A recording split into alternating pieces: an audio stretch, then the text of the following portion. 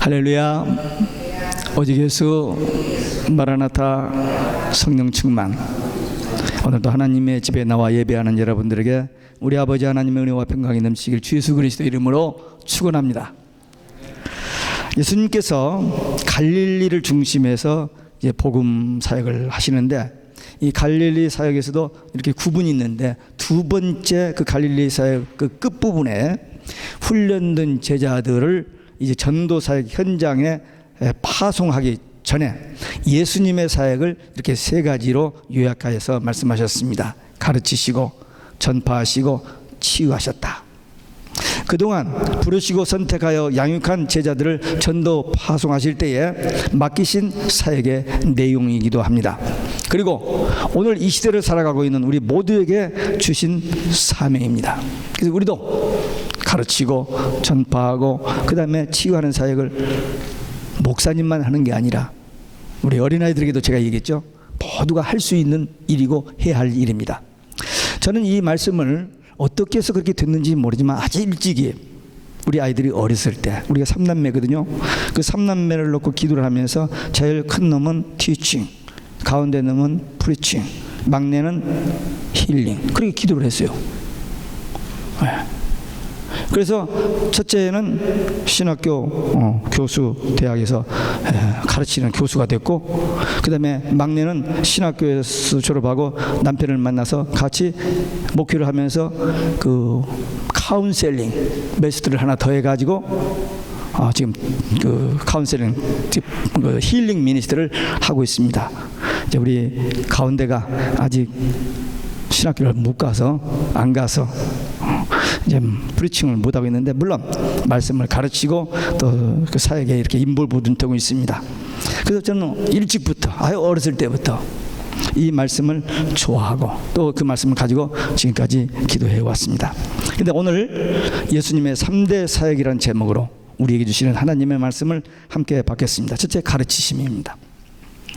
예수님께서 30세가 되셔서 이제 복음 사역을 시작하실 때에 40일 동안 광야에 나가서 금식 기도하시면서 준비하시고, 그 다음에 사역을 시작하면서 먼저 제자들을 부르시고 선택하셨습니다.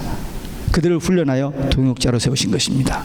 예수님이 능력이 부족해서가 아니고 그들을 훈련하여 예수님의 사역을 위임함으로 그들로 하여금 이제 세계 복음화를 위해서 일할 수 있도록 먼저 제자들을 선택하셨습니다.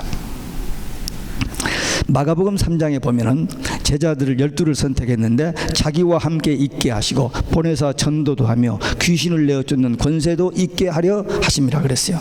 함께 있게 하시고. 예수님은 제자들과 24시간 동고동락했습니다. 3년 동안 집에 가고 이런 게 없었어요. 그냥 같이 공동생활을 했어요. 그러니까 보고 듣고 인격적인 교제를 나누면서 예수님으로부터 모든 것을 이렇게 전수받는 그런 훈련, 그런 교육을 받았습니다. 만남, 함께, 그리고 양육, 훈련을 통해서 제자가 나오거든요.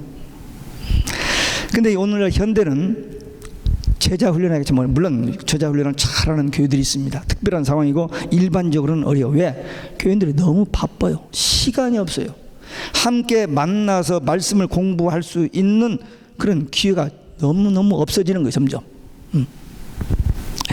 이 제자는 탄생하는 게 아니고 훈련을 통해서, 양육을 통해서 만들어지는 건데, 거기는 많은 시간이 필요하고 거기는 많은 인내가 필요하고 거기는 정말 좁은 길, 어려운 길, 고난의 길을 가야만 되어지는 곳입니다. 예수님께서 제자들 탁 부르셔서 이렇게 주셨지만, 그 제자들이, 예수님도 그랬지만 그 제자들 한결같이 고생하다 순교하다 그랬어요. 그러나 그게 영광의 길, 생명의 길이었습니다. 근데 오늘날 이 제자 훈련이 안 되어지니까 교회 생활, 종교 생활하고 끝나버리는 거예요. 제자가 안 되는 거예요. 삶의 현장에 나가서 그리스도를 분명히 확실하게 증거하는 제자가 나오지 못하고 그냥 그렇다 하더라, 여기서 지식으로만 가지고 그냥 종교생활을 해버리고 많은 그런 안타까운 일들이 있습니다. 예수님께서 먼저 제자를 선택하시고 훈련하시고 그들에게 세계 복음화의 사역을 위임하셨는데, 성경을 보니까 이게 놀라운 비밀이 여기 있어요. 보세요. 구약에 보면 하나님께서 모세를 선택하십니다. 태어나기 전부터 딱 선택하셨다가 나일강에서 구원하시고 40세가 돼 광야에서 80년 동안 훈련하셨어요. 뭐 훈련이 뭐 있습니까? 날마다 자고 눈 뜨고 자고 눈 뜨고, 그게 훈련이에요. 인내. 어떤 어려움이 와도 그냥 견딜 수 있는 그 온유함을 훈련시키신 거예요. 그래가지고 그를 애굽에 내려가서 이스라엘 백성을 구원하는데, 출애굽기 3장 8절에 보면 내가 내려가서 건져내고 인도하여 가나안 땅에 이르게 하려 하려노라. 하나님께 이렇게 하신다는 거예요. 그런데 내가 너를 보내요. 그렇게 돼 있어요. 그래서 모세가 하나님의 말씀 명령 따라서 내려가서 애굽에 내려가서 건져내고 광야길 40년 동안 인도하여 어디에? 가나안 땅에 들어가게 하셨습니다. 이게 똑같이 신약에서 예수님께서 12제자를 택하시고 복음을 주시고, 그러니까 모세에게 주의종을 부르시고 율법을 주시고 성막을 짓게 하시고 가나안 땅을 통과해서 그 광야를 통해서 가나안 땅에 들어가게 했잖아요. 예수님도 똑같이 12제자를 먼저 선택하시고 그들을 훈련하시고 그들에게 말씀을 주시고 그들을 교회를 하게 해주시고 이 모든 세상의 환난을 통과해서 천국 가게 하시는. 그런데 계시록에 보니까 또 마지막 때, 초대교회 때는 이른 비 성령 받은 주의 종들이 일했고, 마지막 때는 늦은 비 성령 받은 추수의 일꾼들이 나타나서 세워져서 그들이 영원한 복음, 이 계시록, 이 비밀을 증거하고, 거기서 이 마지막 이런 종들이 되어서 구원받고 예비치고 보호받고 천국 가는 그 참교회가 있어요. 그리고 그들이 이제 천국에 갑니다. 그러니까 이게 성경의 맥이고 이 성경의 비밀이에요. 계시록은요, 하나님의 감춰진 비밀이 벗겨지는 책입니다. 계시록이란 말이 하나님께서 어떤 비밀을 거기다 감춰 두셨느냐면 천국과 지옥을 확실하게, 성경 어디를 봐도 안 보여요, 천국 지옥이. 근데 여기 보입니다. 여러 군데 나와요. 마귀의 정체를 여지없이 세 군데에서 폭로합니다. 옛뱀, 용, 마귀, 사탄이라고, 아바돈, 아블론이라고 세 번 이렇게 폭로합니다. 그리고 거짓 선지자, 적그리스도, 666, 짐승의 뼈, 뭐 이런 거 성경에 다 예언됐는데 그것이 지금 현재 우리 눈앞에 열려지고 있습니다. 이 하나님의 마지막 때 한 일에 될 일의 비밀이 벗겨지는 책인데, 특별히 그 중에서 네 가지 비밀이 있는데 그게 뭐냐면 마지막 때 참종, 참교회, 거짓종, 그 다음에 거짓교회. 이게 계시록의 4대 비밀이에요. 근데 이 비밀이 지금 우리 눈앞에 지금 전개되고 있습니다. 그래서 마지막 때가 되면은 늦은 비 성령 받은 이 추수의 종들이 나와서 담대하게 1260일 3년 반 동안 복음 전하다가 순교합니다. 그리고 그때 이제 바른 신앙을 받은 사람들은 하나님의 예배처, 독수리의 날개로 광야에 가서 보호하시는 예배처, 그들은 그 핍박과 환난 속에서 이기고 승리하고 천년왕국에 들어갑니다. 그러나 그 이기지 못한 사람들은, 거짓 교회, 거짓 선지자, 이들은 이제 심판받고 지옥에 갑니다. 하나님의 말씀 1.1획도 변개되지 않냐고, 바꾸지 않고 그대로 이루어진다고 그랬어요. 근데 그런 일들이 우리 앞에 이루어집니다. 성경에 예언된 일들이 지금 우리 앞에 다 거의 다 이루어지고 지금 한두 가지가 남았는데 그것도 우리 눈에는 다 보여요. 금방 되어질 일들로. 그렇기 때문에 우리는 이 시대를 살고 있을 때 그냥 편안하게 이렇게, 그게 아니고 깨어서 기도해야 돼요. 그리고 준비해야 됩니다. 예수님께서 제자들을 선택하시고 말씀을 가르치고 먼저 제자 훈련을 시작하셨습니다. 근데 예수님의 사역은 이 12제자 사역보다 훨씬 더 전부터 시작됐는데, 12살 때 예루살렘에 올라갔다가 마리아와 요셉과 헤어져서 3일 만에 만났는데, 가서 보니까 성전에서 성경학자들하고 성경 교사들하고 이야기를 하는데 깜짝 놀라는 거예요. 12살 먹은 이 나사렛 이 예수, 이 어린 아이에게 상대가 안 되는 그런 그 놀라운, 그래서 기이하고 놀라는 그런 장면이 있는데, 예수님께서 마태복음 5장부터 7장까지 산상수훈의 첫 번째 설교를 하십니다. 하고 났더니 사람들이 너무너무 기이하게 여기는 거예요.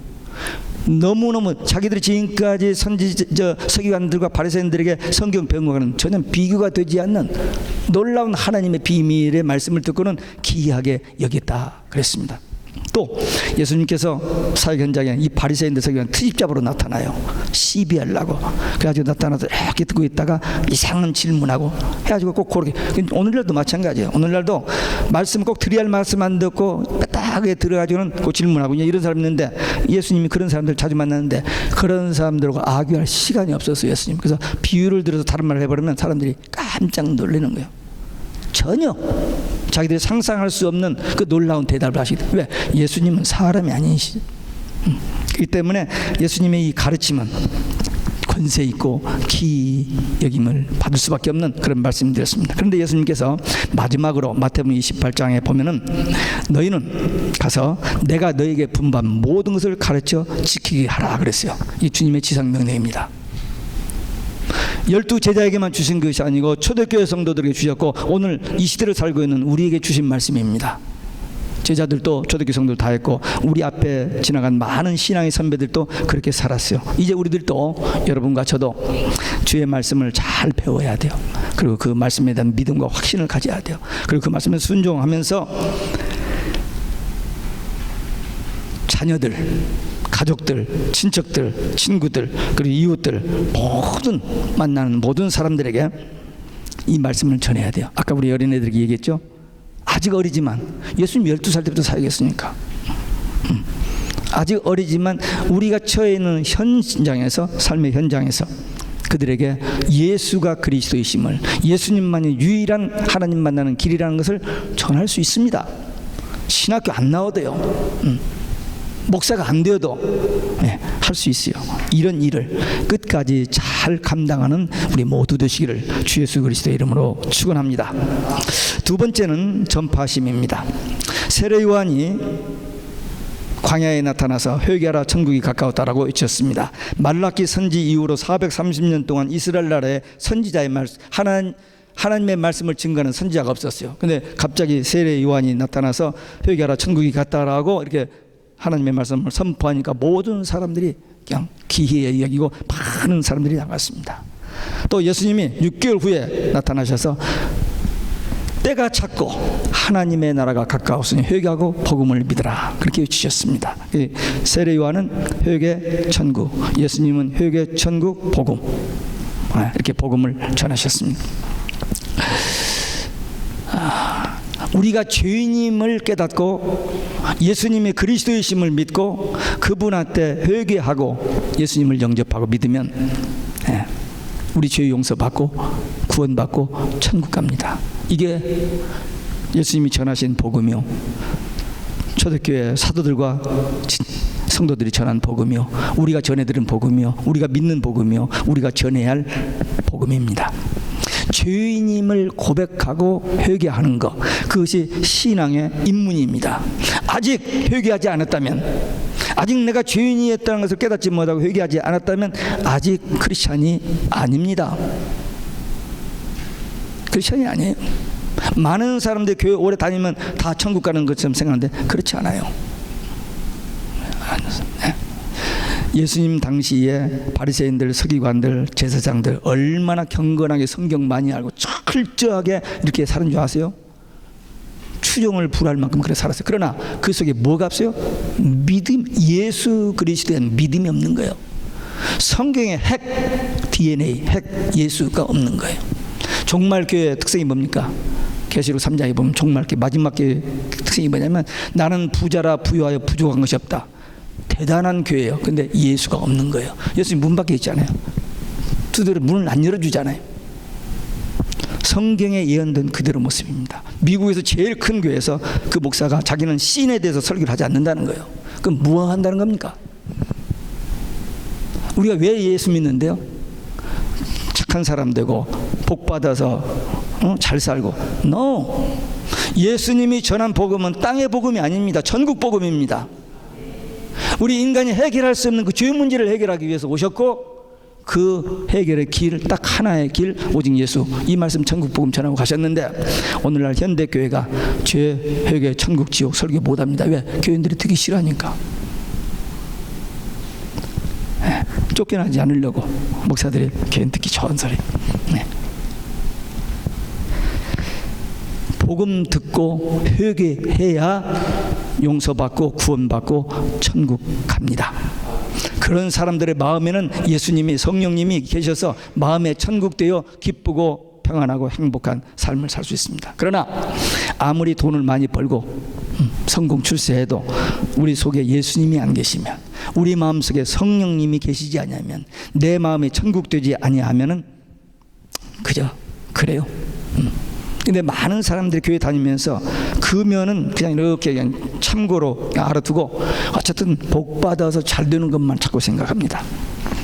예수님은 누구든지 죄를 회개하면 죄와 죽음과 지옥과 마귀의 권세에서 해방되어 하나님의 자녀되어 천국 가는 이 복음 전한 겁니다. 이건 제쳐놓고 땅의 복음만 추구하는 사람들이 오늘날 많이 있습니다.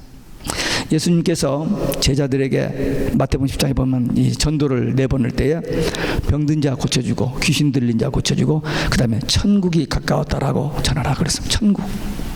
예수님의 복음 사역의 핵은 천국이에요. 어떻게? 예수님을 통해서 천국. 그겁니다. 예수님께서 제자들에게 이렇게 말씀하셨어. 그 우리들도 그거 하는 거예요. 우리가 전할 복음의 내용은 예수 천국이에요. 예수밖에 구원이 있다라고 하는 사람들이 요즘 많아집니다.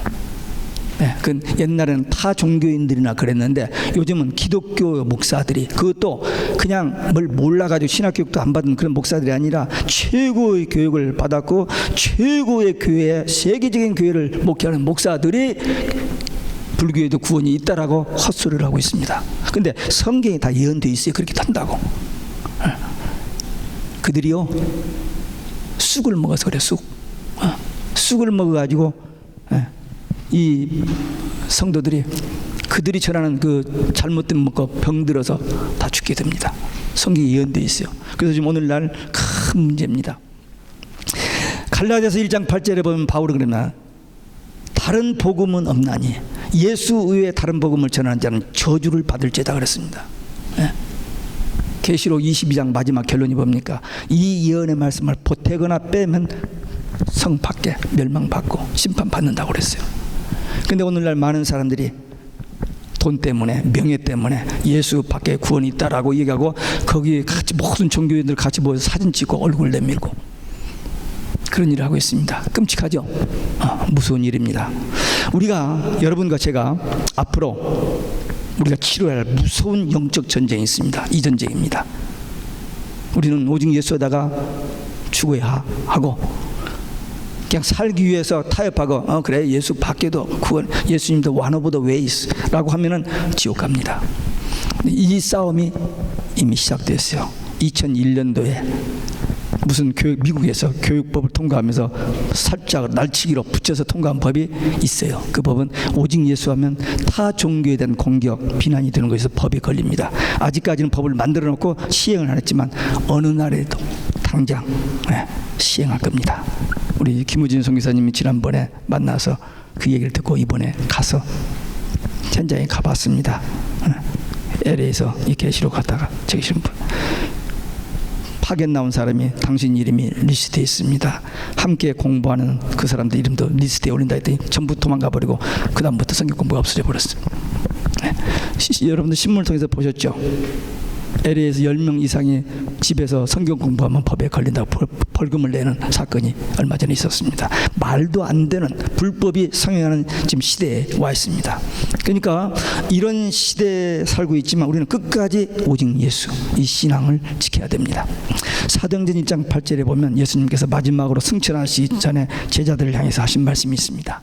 예루살렘을 떠나지 말고 아버지의 약속하신 것을 기다리라. 몇 날이 못되어 너희들은 성령을 받으려니 너희가 권능을 받으면 땅끝까지 이르러 내 증인이 되라 그랬어요. 저는 이번에 이 2주 동안 여행을 하면서 땅끝이라는 말을 제가 마음속에 품고 기도를 하기 시작했습니다. 땅끝, 땅끝, 땅끝이 어디냐? 예수님께서 지금 제자들에게 땅끝까지 복음의 증인이 되라니 그 땅끝이 어디냐 이거죠. 계속 묵상했습니다. 우리 김우진 선교사님 제가 가기 전에 그 얘기를 나눴고요. 계속 묵상했는데 예수님이 제자들에게 땅끝까지라는 그 말은 어디? 그리고 제자들이 생각하고 이해했던 땅끝은 어디에 있느냐? 제자들은 예수님의 그 말씀을 듣고 땅끝을 노마로 봤습니다. 노마가 세계를 지배하고 있었기 때문에 노마까지 가는. 그래서 베드로도 노마에 가서 순교했고 바울도 노마에 가서 순교했습니다. 안드레는 우크라이나 가서 복음 전된 기념 예배당이 있는 것을 제가 지난번에 가서 들었습니다. 그 우크라이나라는 말 속에 땅끝이라는 말이 들어있대요. 근데 우리 김우재 선교사님은 아르헨틴 저 밑에 어느 동네 그 인디오 원주민들이 그냥 죽이니까 도망가서 산속에서 지금까지 그냥 숨어 살면서 산 그 촌, 거기가 땅끝이라는 의미가 있다는 거예요. 어쨌든 그런 의미가 있던, 또 선교학자들은 지금 미전도 종족이 많은데 그들이 정말 땅끝이라고 그랬어요. 어쨌든 마태복음 24장 14절에 보면 복음이 온 세상에 전파되면 끝이 온다고 했는데 지금 복음이 온 세상에 전파되고 있고 되어졌습니다. 거의. 그러면 우리가 갈 곳은 어디입니까? 우리에게 땅끝은 어디예요? 우크라이나를 가야 합니까? 아르헨티나를 가야 합니까? 저는 우리의 땅끝은 히어앤나우 여기입니다. 뉴욕은요 1년에 4천만 명의 관광객이 옵니다. 제가 뉴욕에 그 전도를 몇 번 나가봤는데 전도에 보면 다 외국에서 저 마라탄 42가 저 록펠러 센터 그 근처 가면 다 외국 관광객들이요. 그래서 그들을 만나 전도를 몇 번 해봤는데 여기에 오는 그들에게 복음을 전하면 그 복음이 그들을 통해서 또 온 세상에 가기도 합니다. 요즘은 이제 인터넷에 들어가서 하면은 이 인터넷을 통해서 온 세상에 금방 또 전하지게 돼요. 그런데 그보다도 내가 살고 있는 이 현장, 여기서 우리 직장, 우리 가정, 우리 교회에 있는 이 지역에서 내가 만나는 모든 사람들이 전도 대상입니다. 친구들, 직장인들 조금 멀리고 아주 가깝게는 집안에 자녀들, 가족들 전도 대상입니다. 한 침대에서 같이 자는데 아프리카 갈 필요 없이 한 침대에서 같이 자는 그 사람을 전도해야 돼요. 그게 선교입니다. 물론 선교는 신학자들이 전도하고 선교는 이렇게 뭐 구분하는 게 있습니다만 어쨌든 전도, 선교 집 안에서 해야 하고 할 일입니다. 그래서 here and now 여기서 내가 삶에 처해 있는 이 현장에서 우리가 얼마든지 복음을 전할 수 있어요. 지금 젊은이들이 얼마나 복음화가 안 되는지 모릅니다. 젊은이들 그냥 부모들이 바빠서 그냥 먹여주고 입혀주고 학교만 보내면 다 되는 줄 알았는데 no. 하나님이 우리 자녀들 우리에게 맡겨주신 것은 양육하라고 뭘로 세상 지식 해가지고 아니에요. 하나님의 말씀 양육하라고 했는데 오늘날 사람들이 전부 바빠져가지고 자식들하고 만날 시간이 없는 거예요. 그래서 신앙교육이 전수가 안 됩니다. 지금 큰 문제예요. 그러니까 아프리카 안 가도 돼요. 남미 못 가도 됩니다. 죄송합니다. 내가 살고 있는 현장에서 저 인도 선교사님 오셨는데 인도 저 한번 갈 거예요. 가기는 가는데 인도 안 가도 삶의 현장에서 만나는 모든 사람들 아니 저 나가서 지금 내 가까이 있는 우리가 전도 많이 해서 그거 한 영혼은 천하보다도 귀하다고 그랬어요. 그 영혼은 복음을 듣지 않으면 멸망받고 지옥 갑니다. 그러니까 누구에겐가 복음을 들어야 깨닫고 구원받고 천국 가는데 그 복음을 전하는 사람이 저 어디서 오는 꼭 선교사 어떤 목사만 아니요. 우리 모두 예배든 자, 갈급한 자, 영생 얻기로 작정된 자는 있어야 분명히 우리 주위에 우리를 통해서 구원받을 사람들이. 다만 우리 눈이 열리지 않고 귀가 열리지 않고 마음이 열리지 않고 입이 열리지를 않아가지고 아직까지 못 전했던 거예요. 난 책임이 없고 목사님이 알아서 할 것이고 전도사님이 알아서 할 것이고 그렇기 때문에 안 전했을 뿐인데 이제 주님께서 주신 이 말씀 따라서 땅끝이 저기 아니고 여기라니까요. 우리가 살고 있는 여기에서 우리 주위에 있는 모든 사람들에게 이 복음을 전하는. 그래서 그것은 하나님의 소원이요 예수님의 지상명령이요 우리가 이 땅에서 할 수 있는 가장 위대한 사역입니다. 그 일에 쓰임받는 믿음의 일꾼들 되시기를 주 예수 그리스도의 이름으로 축원합니다. 세 번째, 치유하심. 예수님께서 갈릴리 동네에 돌아다니면서 많은 병자들을 고쳐주셨습니다. 귀신 들린 자를 고쳐주셨습니다. 잘못된 인생길을 가는 사람들을 바로잡아서 바른 길을 가게 주셨습니다. 그런데 예수님께서 치유사역을 하시면서 단순히 병만 고치지 아니하시고 예수님의 그 말씀 속에 중요한 두 가지 단어가 있습니다. 죄사함을 받았느니라, 구원받았느니라. 내 믿음으로 네가 구원받았다. 이 말씀을 꼭 하십니다. 안 할 때도 있습니다만. 예수님은 지금 병든 자를 치유하는 데 목적이 있는 게 아니고 그 죄 문제 해결하고 구원받게 하시는 것이 예수님의 사역에 초점이 있습니다. 뭐 병이야 의사한테 고쳐도 되고. 하지만 하나님 예수님께서 그들이 고생하는 것을 보고 그 병들을 고쳐주시긴 합니다만 예수님의 본래 그 마음속에 예수님 오신 목적은 죄 문제 해결할 구원받고 천국 해결 그겁니다. 그래서 죄사함 받았느니라 구원 얻느니라 꼭 치유하십니다.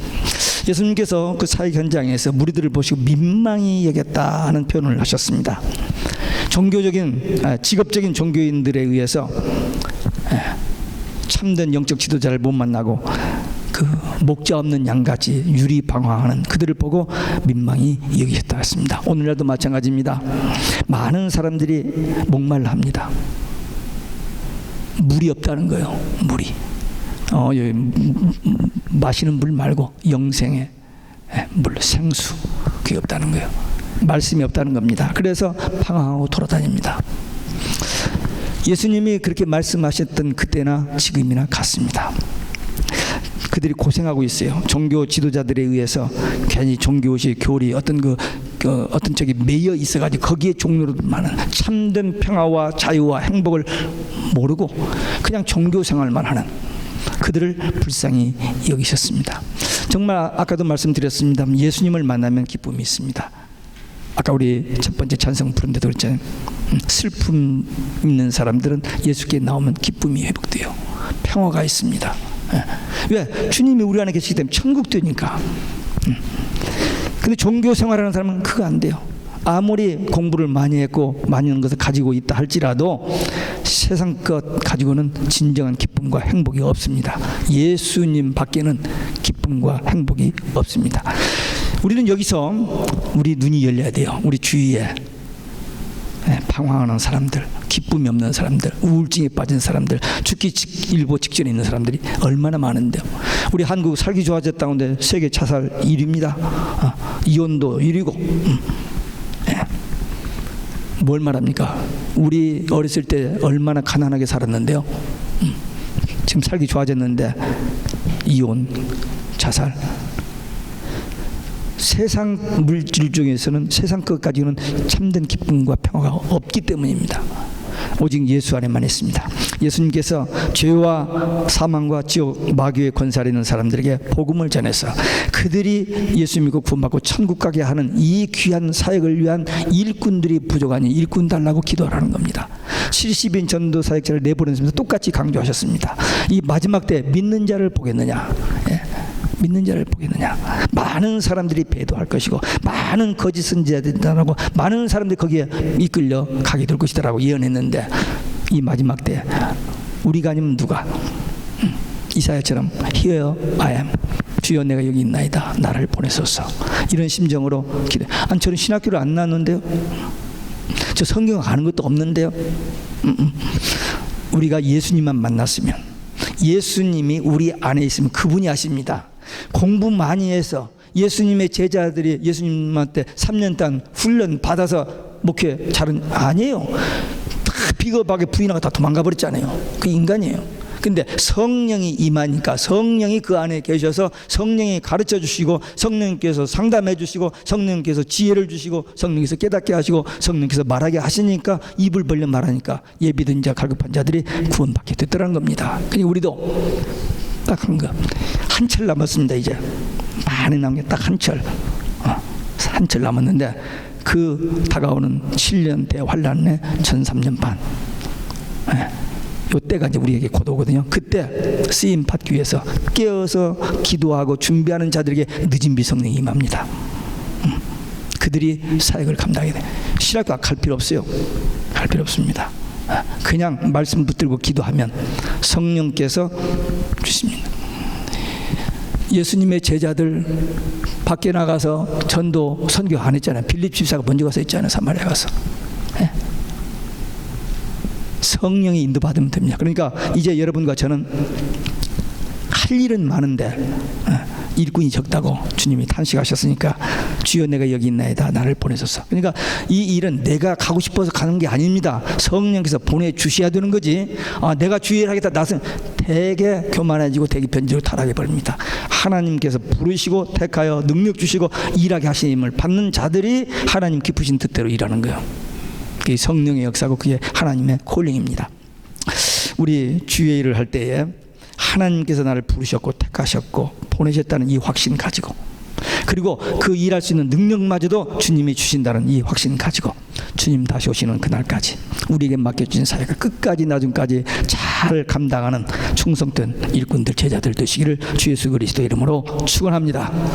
기도하시겠습니다. 오늘 우리에게 주신 말씀 예수님의 사역을 생각하면서 우리가 하나님 앞에 결단하는 기도 함께 드리시겠습니다.